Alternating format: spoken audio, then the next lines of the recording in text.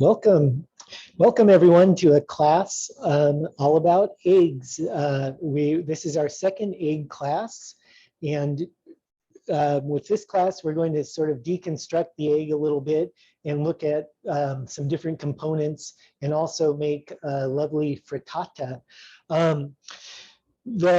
We're doing some classic emulsification type recipes, and we're going to be using our own brand of Gwendolyn's Organic Eggs, which are just superb eggs local to us in the Willamette Valley here in beautiful Oregon. If you have questions as we go along, just type them into the Q&A box, and all these recipes are available on our website, basicsmarket.com. And of course, our lovely eggs are available in our markets in the Portland, Oregon area, Basics markets. All right, let's get going on this. I guess first I'd like to just talk a little bit about the egg. So, the egg consists of a yolk and a white.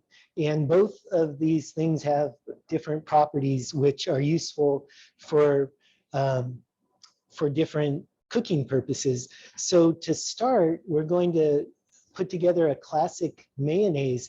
Now, mayonnaise is really easy to make at home. You do need a little bit of whisking, a little bit of whisk in your wrist. So you'll need a whisk and you'll need a bowl. And this mayonnaise we're going to put together with one egg, and we're actually just going to use the yolk. So what I'm doing is I'm reserving the whites for another purpose, which I'm going to keep a secret until the end of the class. And because well, I'll give you a hint, it's a dessert. So this mayonnaise just uses the yolk. Now you'll notice I'm breaking the egg right on the counter with flat, sort of with it right up flat against my palm like this. And that's usually the best method for getting a clean break on your egg. And then you can kind of just rock that yolk back and forth between your shell halves and get the yolk. Now here's the white, so I have a few more whites in here. And then I have my mayonnaise bowl. So there's the yolk. So what the yolk does when you're doing an emulsified sauce or dish like this, the yolk's going to bind together the other components of the mayonnaise, which is lemon juice, vinegar, and oil. So oil and vinegar are famously, they don't mix, but the binding properties of the yolk is going to fix it. And then that's the magic of the mayonnaise. It's going to actually build into a beautiful mayonnaise because of the yolk. So we have our egg yolk. Now we're going to go ahead and put in the lemon juice. And so here I have 1.5 teaspoons of lemon juice. And then we're going to put in our vinegar. And this is a teaspoon of vinegar. And that one, wait, I have a lot of little bowls here. This is the vinegar, and this is champagne vinegar. You can use any kind of vinegar you like. Sort of more like a clear vinegar, of course, will give you a brighter mayonnaise. Now we have 1/2 teaspoon of Dijon. I'm going to get that in there. Let's see. This is what spatulas are for. So there's our Dijon mustard. So it's nice to use. You can use other kinds of mustards if you prefer. The Dijon will give you that nice light flavor and color. And then here's a little bit of white pepper. And the salt. And so this is just a half a teaspoon of salt. So there's a few less bowls to confuse me. Now I'm going to go ahead and just whisk this together. I'm going to get these egg whites also because I know I will end up with whisking those into something accidentally. Okay, so here we're just looking for a nice bright color. So as you whisk the yolk, it begins to brighten, and it will thicken a little bit as well. And that's exactly what you want. So we've got our vinegar, we've got our lemon juice, we've got our spices in here. Now, here I have 3/4 of a cup of oil, and I'm using a nice, just a canola oil here. You could use other kind of neutral light oils like sunflower oil, grapeseed oil, and you can even use heavier oils like olive oil. And in fact, one theory of the origin of mayonnaise has to do with olive oil, and olive oil being produced in Spain first. And so some people believe mayonnaise originally came from Spain, and it was an olive oil based sauce. It's pretty easy to imagine that mayonnaise came about as kind of an enriched vinaigrette. So it has all the components of a vinaigrette, and then, you know, adding the egg yolk gets that rich flavor and binds everything together. So that's sort of the part of the origin story of the mayonnaise, but it's also one of those mysterious things that has many histories. All right, so we're going to go ahead and start with 1/4 cup of the oil. And we want to start in really slow because, again, we're emulsifying. And so emulsifying is kind of it takes patience mostly. And so the first bits of oil are just going to go in a drop or two at a time. And you just want to go nice and slow and get it fully incorporated after each drop. And you're going to do this for 1/4 of a cup's worth. Now, mayonnaise is really fun to make because you can add different flavors to it. And of course, it's so useful in so many things we use mayonnaise for. You know, not just mayonnaise, peanut butter, and bacon sandwiches, but there's other things. It's just a great base sauce. And when you make a homemade mayonnaise, it really does have a special flavor that you don't get from store-bought stuff. So you can see it's kind of setting up a little bit, and I'm just about through with that 1/4 cup, and so I'll be able to start going a little quicker. When I want to get it nice and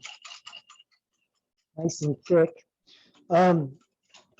So this can be done in a blender, and just the same sort of deal. You just want to go in kind of slow with it at first, and then add more oil as you go. And you can see that really mayonnaise is mostly oil. And so what it is, in a way, is a flavored oil kind of deal. All right, here we go. So I am going to stop talking for a minute because I'll get out of breath.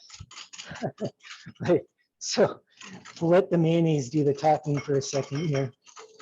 And I'll concentrate on whisking, and just pay attention, I guess, to the slow drizzle of the oil. And you can see now, I'm trying to stop talking, but I can't do it.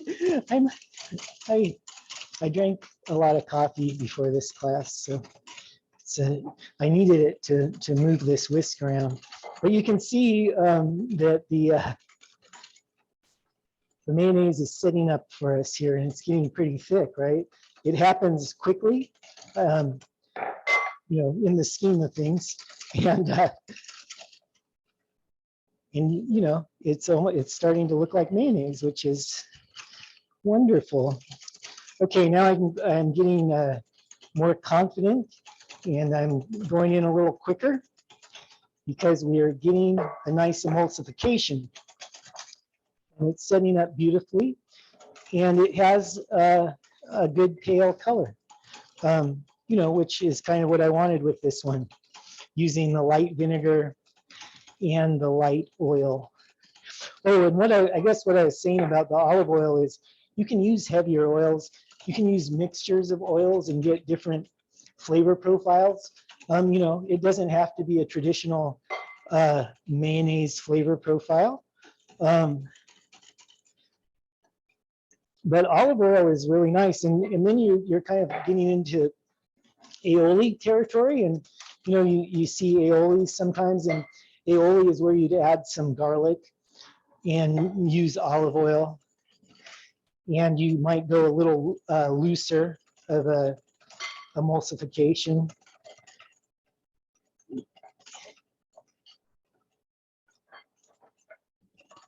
All right, that's all the 3/4 of a cup of oil, and that's mayonnaise. So that's not too bad, right? So really, like, even if you're like going to make a sandwich and you're like, oh, I'm out of mayonnaise, but I have eggs, vinegar, salt, pepper, and lemon juice, you're in business. And for the lemon juice and vinegar, you can, if you just had vinegar or just lemon juice, you'd be all right too.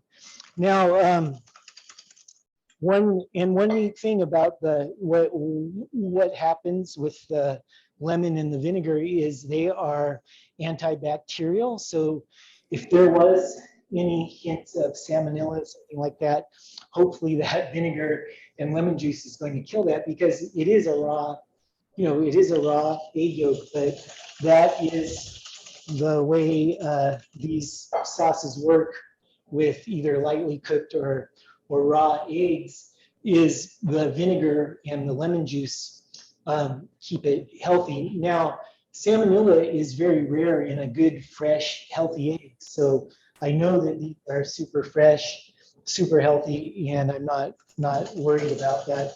You start to worry about bacteria more with old eggs, or maybe eggs that are not organic and real fresh. Yes, question. Hi, Chef Sam. Sonia has a question. Yeah. How many days is the mayo good for, and do we store it in the fridge as leftovers? Yeah, so the mayonnaise is good. You're good for a week or so in the refrigerator. You want to keep it in a covered jar. And yeah, let's see here. I'm really dying to taste this because it looks just perfect. Oh yeah, that's a really nice mayonnaise. Yeah, so you're good for about a week. Keep it covered, keep it refrigerated, and you can just use it, you know, like you would your jar of store-bought mayonnaise. Same deal, just no, you know, no filler, totally natural, and super fresh. So that's mayonnaise, and I am going to refrigerate it immediately myself, because I am going to use that. All right, next on our list is a classic hollandaise, but we are going to do have a little twist. I'm going to grab some melted butter here. So you want to melt some butter. So this again is a emulsification, and in this one, the hollandaise, we're using butter as the oil component. And once again, it's mostly butter. So hollandaise is a sauce, you know, we most commonly associate with eggs Benedict, and there's so many variations of that. And again, you can add just an infinite variety of flavor combinations into your hollandaise sauce and make it unique and go with, there's all kinds of variations on a classic Eggs Benedict. But in addition, hollandaise is just a great sauce for grilled or roasted veggies. Asparagus is especially nice. Seafood, crab and salmon lend themselves very well to a drizzle of hollandaise. Now, traditionally, and so let's see. Traditionally, you do a hollandaise over kind of a low boiling, a simmering pot of water and in a bowl. And then you're going to you'd whisk your butter into the sauce that way. This, I'd like to show you a blender method, which just makes it really easy if you have a blender. If you don't, whisking is fine, and you just want to keep that low temperature under a bowl while you whisk.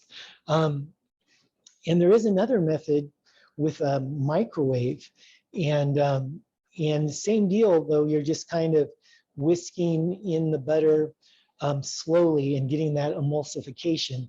Now, I'm going to just demonstrate this blender method this evening. So first, we're going to get a small or let's go ahead and get, or here, I'm going to use this as I don't have a bowl handy.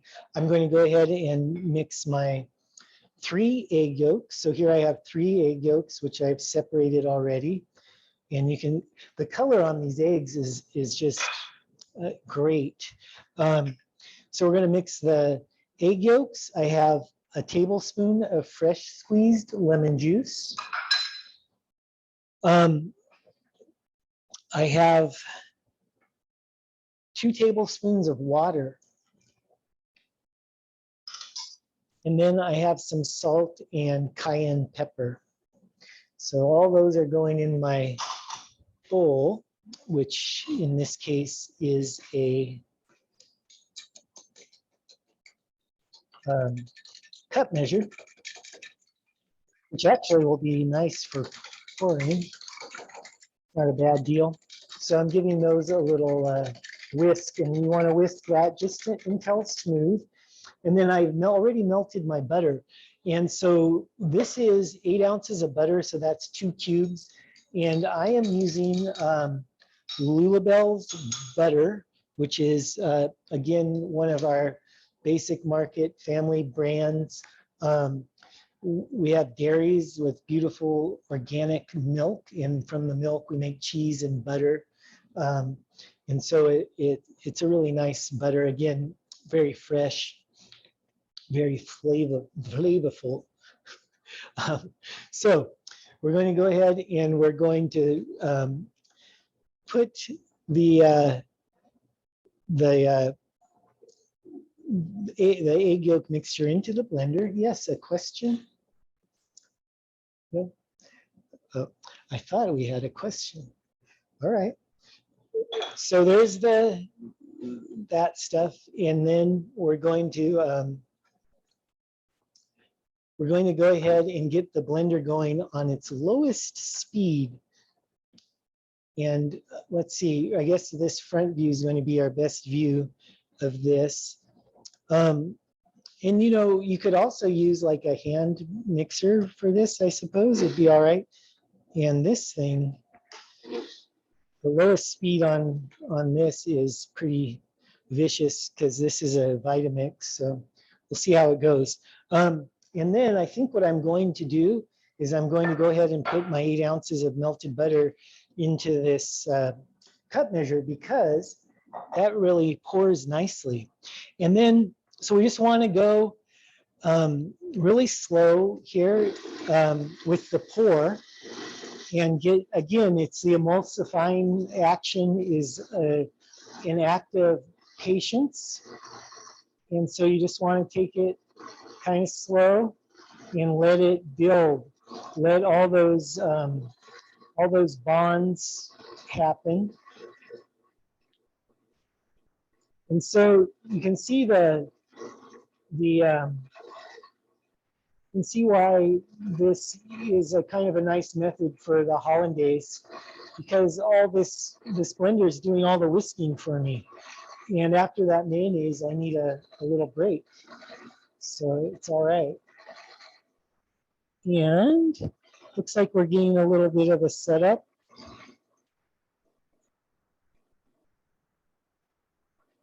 And again, you're just going in nice and slow. Let all that butter in there.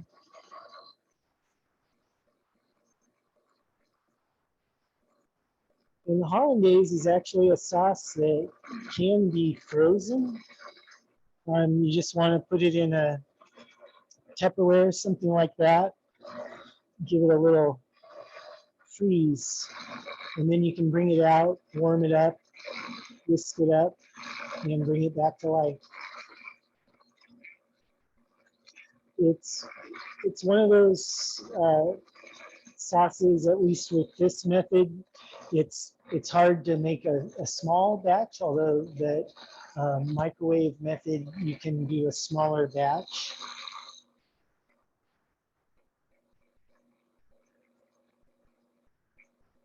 And so again, I'm just drop by drop, and it's thickening up nicely. So you can see that the mayonnaise and the hollandaise are related, as is béarnaise sauce is also in this family of sauces, dressings, and a hollandaise is also really good, like on French fries, things like that. So once again, just nice and slow. And then sometimes at the end of your butter, you'll start getting the butter solids. And that's kind of where I'll tend to stop. I don't necessarily want those solids. I mean, it wouldn't hurt to put them in there, but it won't be as pure. And so I'm going to go ahead and leave the solids out. And give it a little, just to finish, I gave it a little whiz. And let's see what we've got. So here we go. This is a blender hollandaise. And you can see how nice and smooth and creamy it is. So, yum, super yummy, super easy. And then, you just poach an egg. So we have our previous egg classes, which we have on our website at basicsmarket.com under class library. We have a bunch of classes there, but we've done one egg class, and we went over like poaching eggs, and so you could poach an egg and then put this stuff on it and it'd be pretty good. Yes, a question. Rosabelle had a suggestion, ghee work better or a clarified butter. Ooh, yeah, you could use a ghee or a clarified butter, and it would work well for sure. Yeah, and just melting regular butter, I mean, it's sort of a clarification, right? Because those solids did drop to the bottom. But yeah, a ghee would be a great idea. And ghee is very nice. Yeah, I like that idea. Okay, so there you have a blender hollandaise. And once again, you could do that with a whisk in a bowl, and it's just helpful to put the bowl over a little bit of simmering water. Yes, another question. Deborah would like to know what causes a hollandaise sauce to break, and is there anything one can do if that happens? Yeah, breakage happens sometimes with emulsifications. It's not uncommon, and it happens on breakfast lines a lot in restaurants because you're making big batches and maybe it's kind of sitting for a little bit. And so you have to keep working it. And so in that case, water is your best bet. And you just whisk in a little bit of water and it does wonders to re-emulsify the hollandaise. And, and again, with these sauces, you're just whisking in slowly until it gets to that consistency that you're looking for. So yeah, a little bit of water is a good way to fix it. All right, so that is a classic hollandaise in a blender. And now for another great old world classic, the frittata. So here is a skillet, which I've been warming up a little bit. And this is a 10-inch skillet I'm using for this recipe.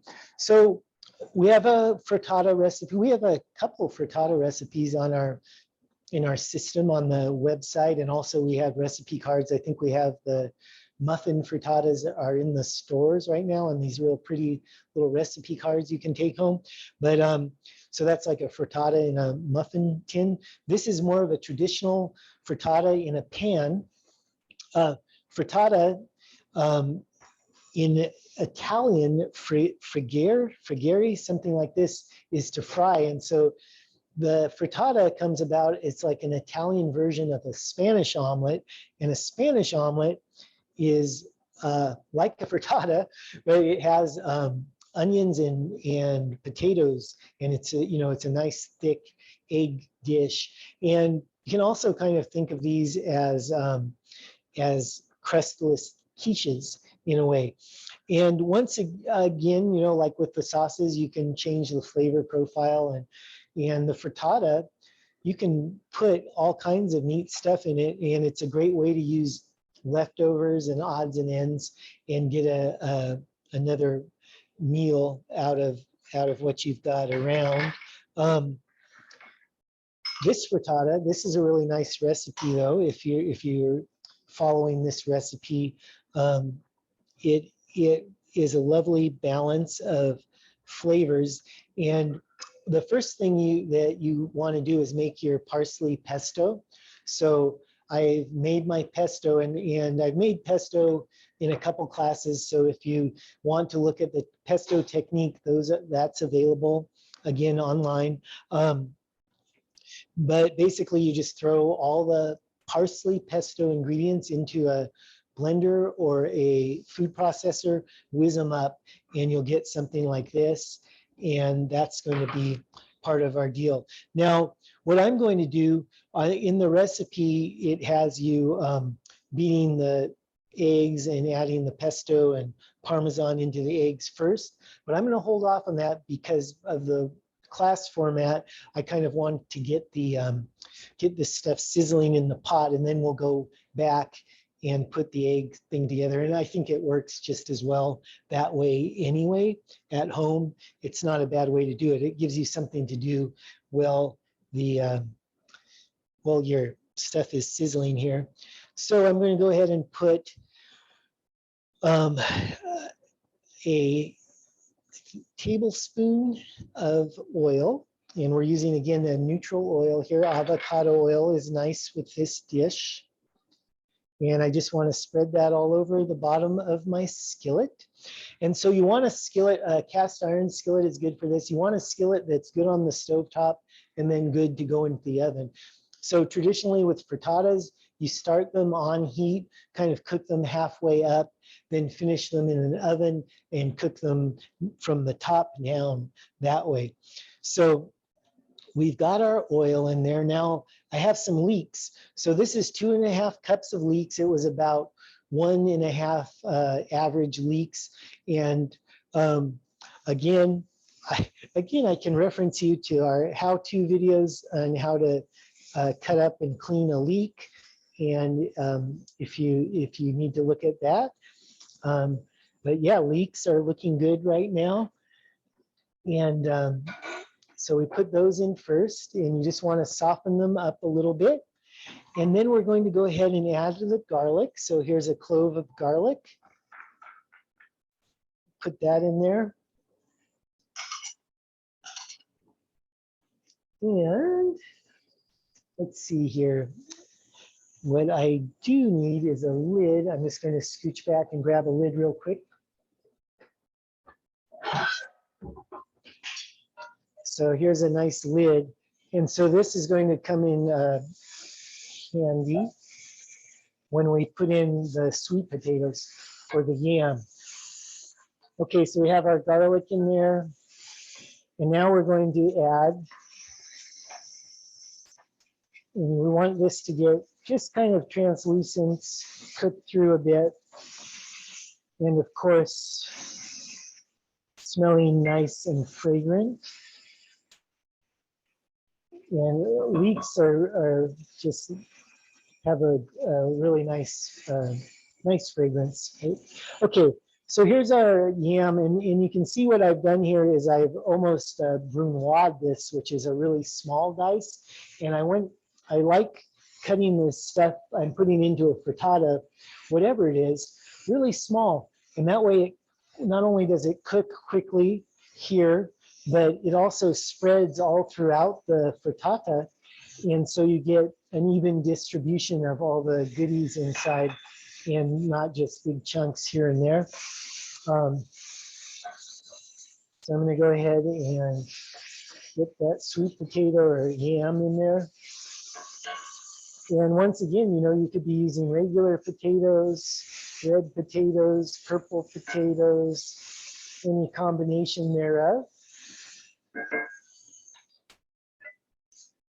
And now I'm going to cover that and we'll give it a few minutes. Meanwhile, now I'm going to get into the whiskey business of the eggs. So,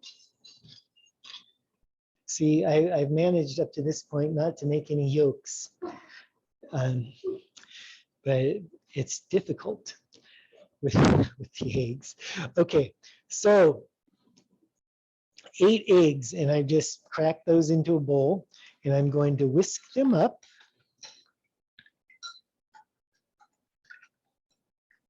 And then I'm going to go ahead and add half a cup of milk. And let's see here. I have my cup measure. Get that out of there. My half a cup of milk, and you can use, and I'm going to go ahead and just whisk the milk right into the eggs. And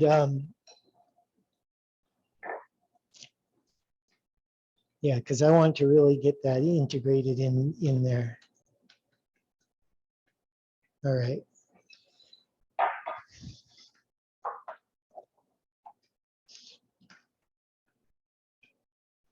So that's our milk and eggs. Now we're going to add our salt and pepper. So we're going to go ahead and put a half teaspoon of salt and a half teaspoon of pepper.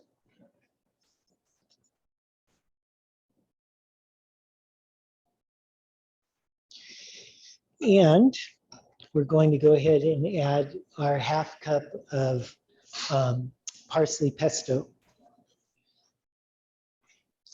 Yes, a question. When you salt eggs, does it have an impact on the eggs?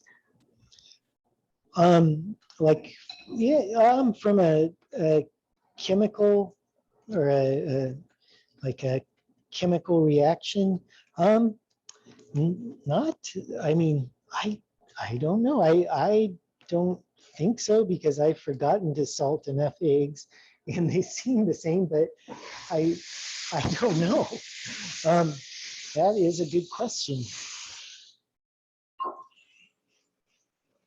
All right, so this is moving pretty good.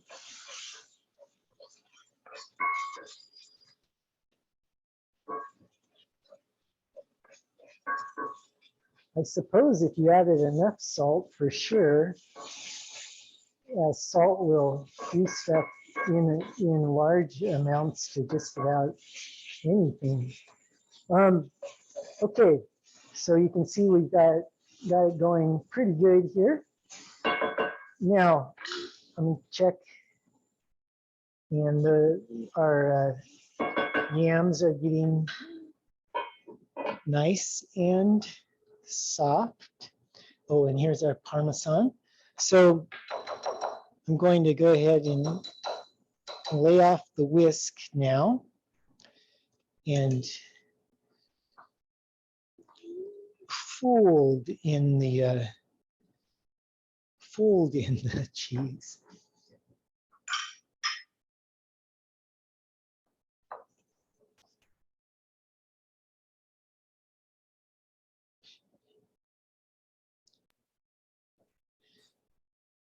Chef Sam, one of Yeah. our wonderful participants mentions that J. Kenji Alt Lopez from the Food Lab at Serious Eats did a study on salting eggs, and he debunked the myth that salt toughens eggs.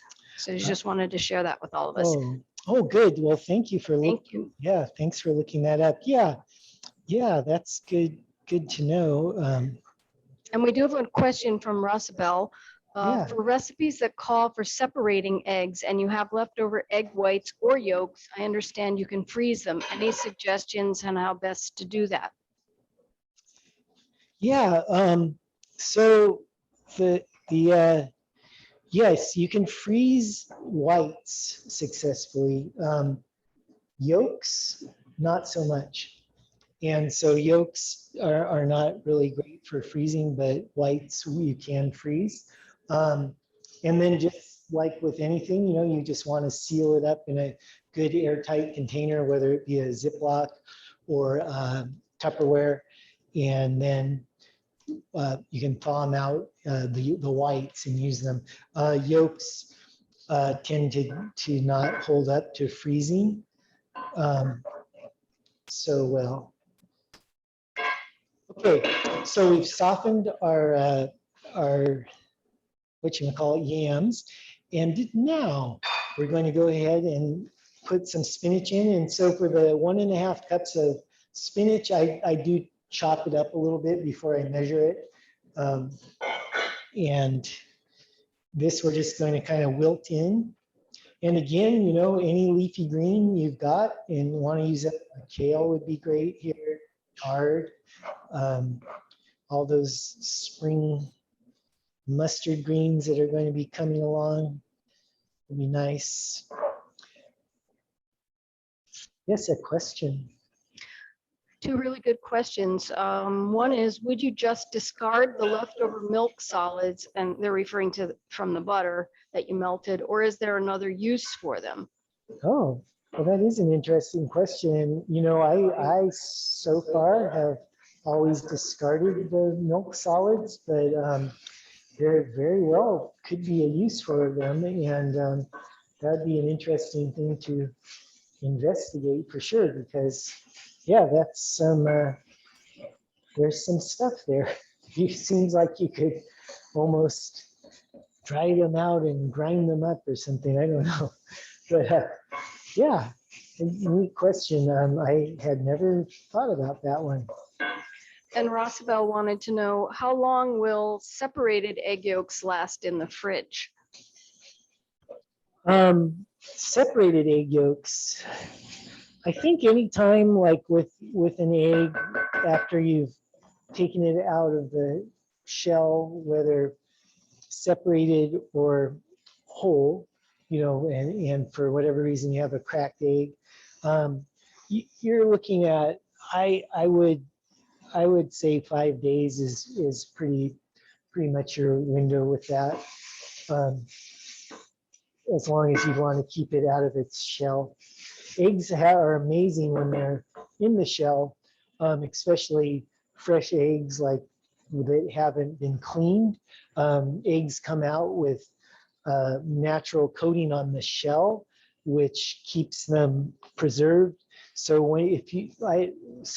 I had some chickens for quite some time, And I just finally got tired of getting up at 5 in the morning every day and feeding them for the amount of eggs that were popping out of them. But those eggs, you just leave, you don't want to refrigerate, you just leave on your countertop and they're good like for a month with, you don't need to refrigerate them or anything because they have this natural coating and it's really neat. But of course, store-bought eggs have been washed and that coating gets washed off. So that's why we have to refrigerate store-bought eggs. Okay, next is a little bit of ham. And again, this is a half a cup of ham and I've just done a really fine dice. Once again, it's just so it spreads out throughout the frittata nicely. And so there we go. So the ham's in there. I think that's about it. For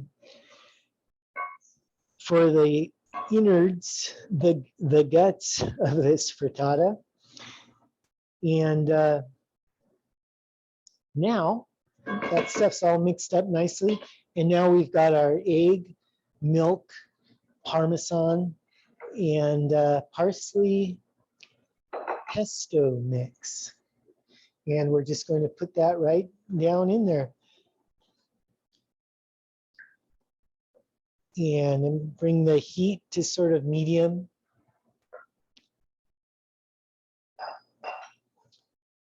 And here, just kind of give it a little swizzle here and there and get all that stuff fully incorporated.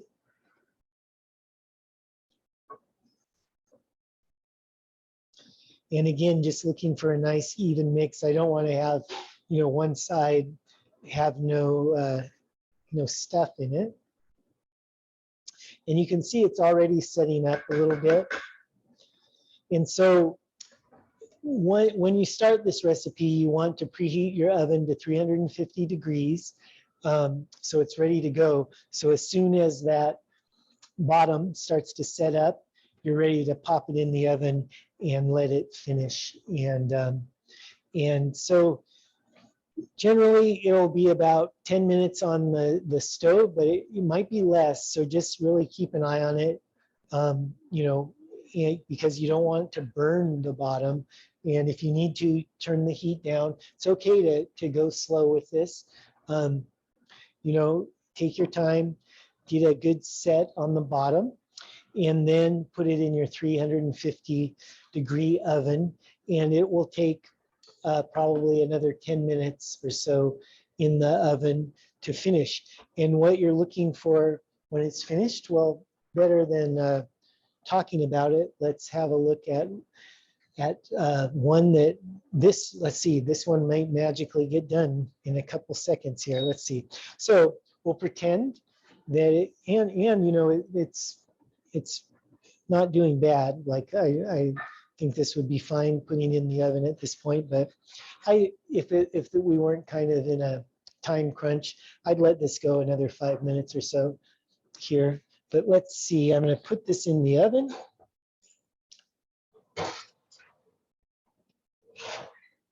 And voila, the magic of television gives us a finished frittata.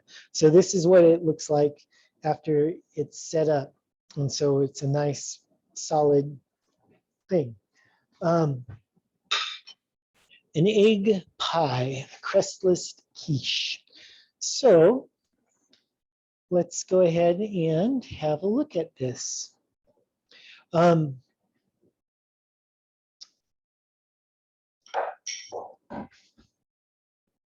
Get this out of the way so we can have a proper dissection.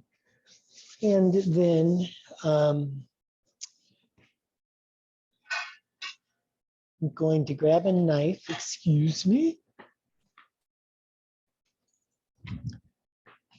It's always something. So here's a knife. So here we can go ahead and just slice it up as you would a pie.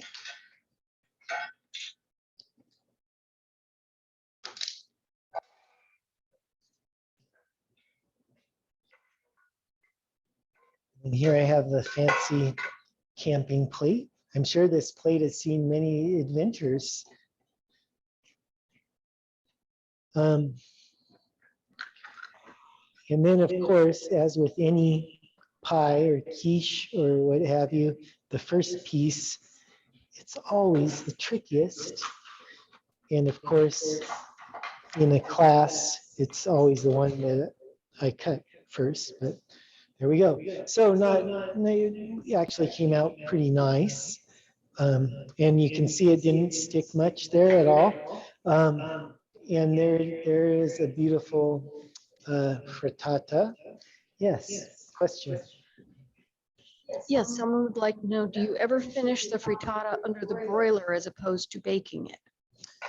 Yes, that's a great way to finish as well, under the broiler. So once again, you're just kind of doing that from the bottom with after your saute and all that, kind of getting it halfway up. And if you want to throw it into the broiler, just be careful. Under the broiler, of course, is intense heat and it's going to go pretty quick. And you want to watch out for burning the top, but getting some color on there would be nice. So yeah, broiler is definitely a great method to finish the frittata. Yeah, so there you have it. There's the frittata. We looked at mayonnaise. We looked at hollandaise.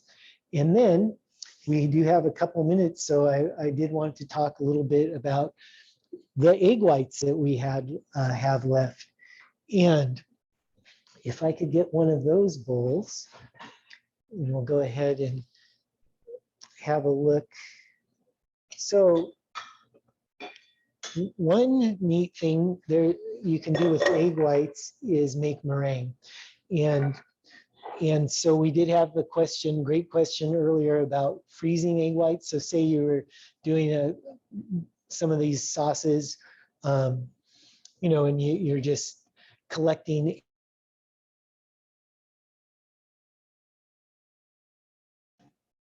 you could, yeah, you're collecting egg whites, you're using the yolks, so you could freeze your egg whites and then bring them around and for meringue, or, just make meringue right off the bat. So meringue,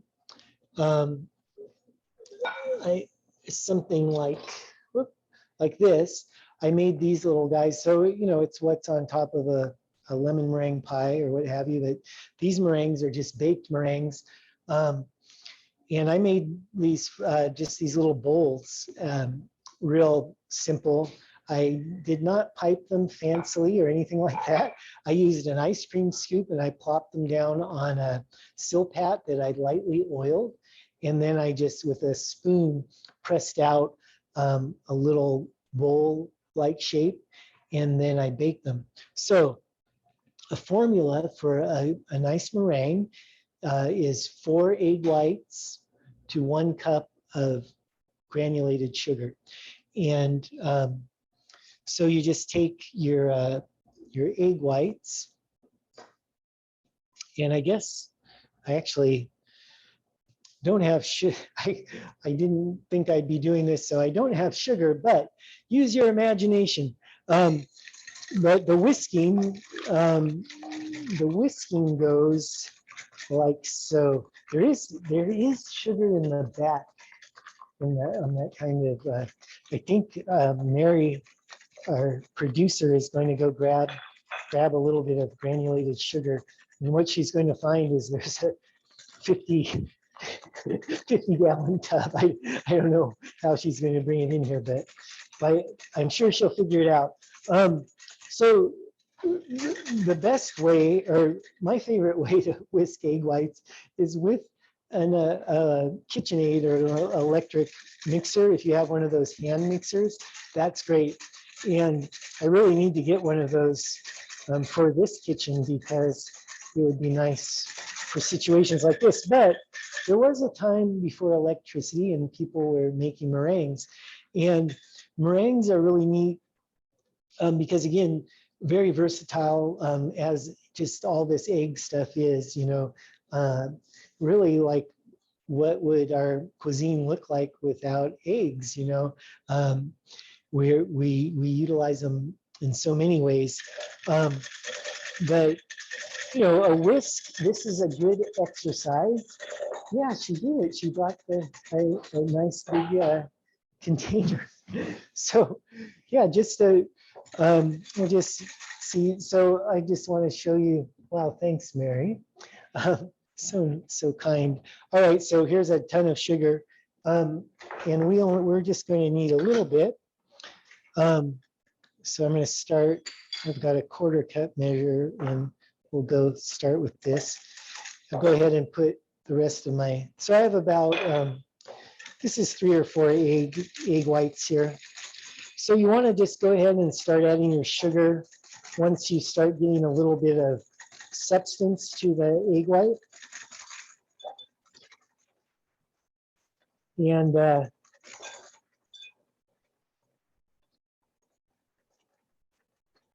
you can see it's glossing up a little bit. And so we're going to go for some stiff peaks.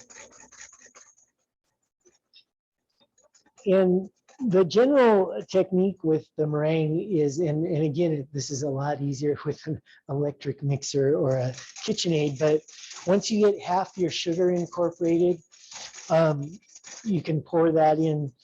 You can kind of pour that in almost all at once. And then for the second half, you go in much more gently. And in one description I was reading, which I thought was very poetic, it said, pour it in like rain, falling rain. So I think I will always remember that. And we have here in Portland, Oregon, plenty of inspiration for falling rain technique. Yes, we have a question. Yeah. All right.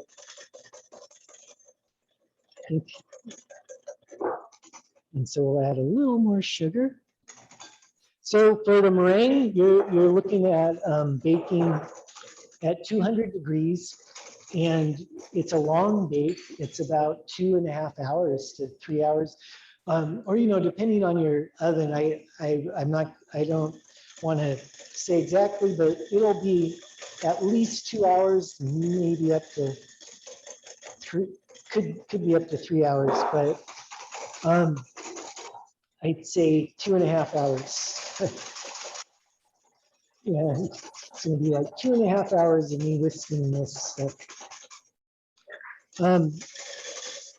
Chef Sam's getting his workout today. No need to go to the gym.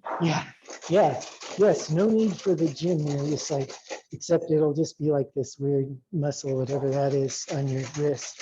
You're like, yes, I can whisk anything. I really am out of practice. I'm so spoiled with machinery. It's good for us to whisk by hand once in a while. But you can see that egg whites are coming along really nicely. All right, so you can imagine the rest, but they're getting pretty stiff here. You'd want to go. Oh, it's so close. Yes, a question. Is it true that using a copper bottom pot makes a difference? You can have what? Is it true that using a copper bottom pot makes a difference in the egg whites? You know, I have heard that, and it very well could. There's not much that would surprise me. There could be like a chemical alchemy there. Again, what really makes a difference is a KitchenAid. All right. Okay, well, that's pretty close. So then, you go ahead and put your meringue on your sheet pan. So you'd have a sheet pan, light, and with a silpat or parchment paper is nice, lightly oiled. And then you have this deal, which is, pretty nice. Hey, this is just like shaving cream, right? And Yeah, so you want it stiffer than shaving cream though, ideally. And then bake for a couple hours, maybe 2.5 hours at 200-degree oven. And then, and you can form them. If you want to get really fancy, use like a piping bag, and then you can make really beautiful forms. And here I have very primitive forms. It's like the first bowl ever made out of mud or something, but they're going to taste good. And then I have a bit of whipped cream here. So we'll go ahead and dollop some whipped cream in there. And this is just a nice chantilly cream, a little bit of powdered sugar and vanilla. So you could have a meal with some, use some mayonnaise or hollandaise sauce for the main course, and then use your egg whites and make some of these meringues. And will have utilized the whole egg, but in really various forms. And then I had some berries here. These are raspberries and blueberries.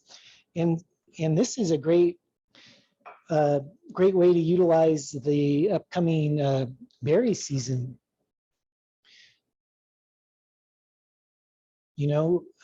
Strawberries, blueberries, blackberries, marionberries, all the berries.